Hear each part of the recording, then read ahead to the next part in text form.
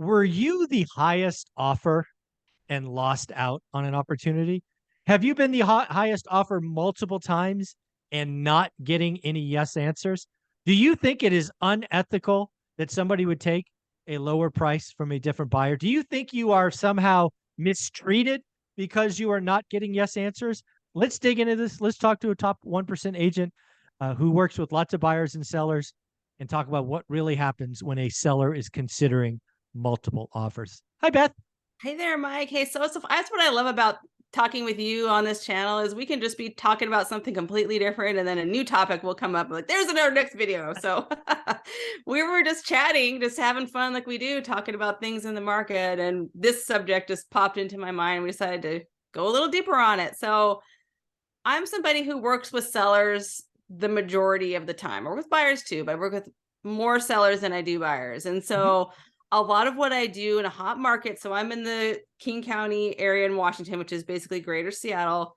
A lot of what I do is I help sellers work through multiple offers and evaluating different offers and helping them decide which is the best one that they want to accept. But my job is to get those offers to be the very best they can be and then discuss the pros and cons. And one thing that I see very often is sellers will oftentimes not take the highest offer. It happens I think that blows people away. surprisingly often. Yeah. And I've heard in some Facebook groups lately, some people getting really upset thinking they need to report that listing agent. Somebody did something shady. My offer wasn't accepted. I've had people go around my back to my broker to report me because their offer wasn't accepted, and that couldn't be right. Even though they were one of 7, 8 offers, and theirs had 8 contingencies, and the one they took was cash with no contingencies, and it was lower. Yeah, and again, I've been a seller. So one of the things I did from 2018 to 2020 is I flipped 56 properties. I bought 56 slumlord properties, disgusting. Spent 40 to 80 grand fixing them up and selling them. And I could tell you I took not the highest offer probably more than 50% of the time. Yeah. Yep. So agents and buyers out there often have a mistaken belief that price is the most compelling factor to a seller. Nope. You want to know what the It is most not important most thing? of the time. No. Certainty of close. Yes. Because when you're a seller, that likely starts a chain reaction, right? You list your house, you sell your house, you're in escrow. You're probably scheduling movers. You're probably doing this. You're probably doing that. And the last thing you want to do is get 7 days or 3 days from closing and the person tries to nickel and dime you or back out or whatever. It's never been about price. It's been about certainty of closing. Yeah.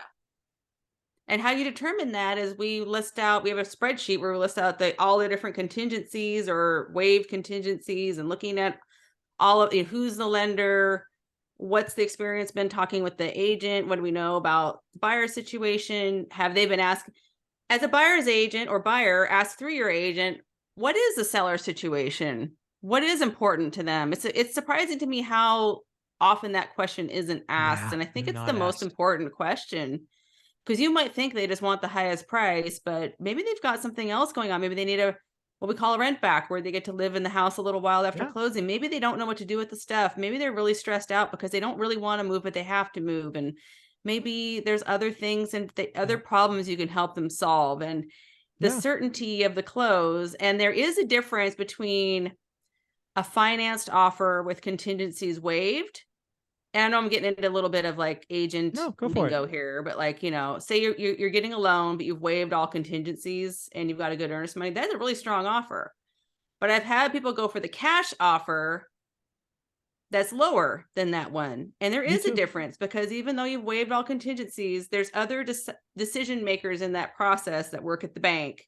Even if you don't have an appraisal contingency or financing contingency, if it doesn't come through, let's say they change their guidelines or something, or somebody loses their job, or, God forbid something happens, or somebody can't verify whatever it is they need to verify. And then all of a sudden the loan doesn't happen. I've seen it happen so many times. But with cash, there's no other person that has to approve other than the buyer, and they just send the funds and it's done. And so Yeah. All you need is I clean title. Clean title is mhm. all you need. Yeah, you always gotta have that, but, and I had one recently where somebody took quite a bit less for the cash offer versus Mm. the financed, and they made the decision that they felt was right for them because he wanted certainty. He wanted to be closed in a week and done. Yeah, and again, that's sometimes I this is such an important point. I mean, the things that I have done in the past to get deals done. I remember paying for U-Haul trucks, right? Movers. They were like, they didn't want to do it, so I said, you know what, I'll escrow that money. I've paid for trash outs, right? Mhm. Plenty of times. Um, I paid. I remember one time they were going to rent. I paid their deposit in 6 months of rent. Not sure why they couldn't do that out of escrow, but it was important. And there are just other things you could do, and yeah, price is important. Let's not get it wrong. It's a big factor, Yeah, it but it's is. not But the only. if you are the highest price and you lose, you miss something. Yeah. You missed something. Yes, and a lot of times people will go high, but if they're at a lender that's not a good one and they've got a ton of contingencies, then Yeah, I mean, there was what a time difference does it last make? year. There was a time last year where a strategy was to offer 20 or 30K over, but keep the appraisal condition. That Mhm. way, if it didn't appraise, oh, I got a discount. Yeah. That was a Yeah. strategy that people were talking about, and you guys wonder why highest offers aren't selected sometimes. Yeah. And sometimes as agents, I have people that say, "Oh, I bet you probably sold it yourself and double ended, and that's why." I never do that, by the way. Yeah, I don't. It's not my. Some people do. I don't. So it's never about that. It's always about the seller chooses, and people get really, really upset and angry sometimes when their offer is not accepted, and it's have to just say, seller chose the offer that they felt was best for them. yeah, That's it. yeah. No, totally agree. And again, put Mhm. yourself in a seller situation. You want certainty of close. You don't want to be nickeled and dimed. You don't want risk. It's selling a home. Frankly, buying home is very nerve wracking. And Mhm. if you can reduce the risk and increase the certainty, couple of grand, 10 grand, 50 grand sometimes, Oh, I well know. worth it. People that study it have said that selling a home now as investors is sort of like we just do it all the time, so it doesn't seem like that big of a deal. But for most people, it's a huge, huge deal. And they say it's about the anxiety level is up there with divorce and death, selling a home. So when you think about that, Yeah. it's and when I'm ranking offers, we're looking at the risk factor. So like offer one might be this level of risk, and two, this one's a little bit riskier here, and helping them evaluate. And they almost always go for the lowest risk. If you can be highest price and lowest risk, meaning like fewest contingencies, then you've got it. And Win. sometimes that's not right for you as a buyer. So I'm not telling No, people to do no. that, but when it makes sense to do that, do it. But again, there's oftentimes other problems you can solve besides the money one that will make all the difference.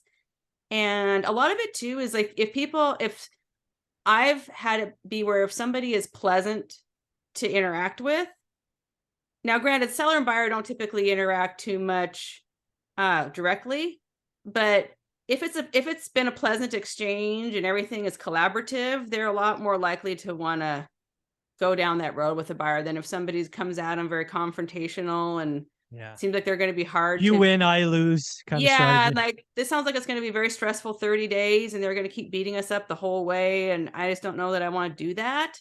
Hmm. Just know that you can get a lot more for your buyer sometimes with a different approach.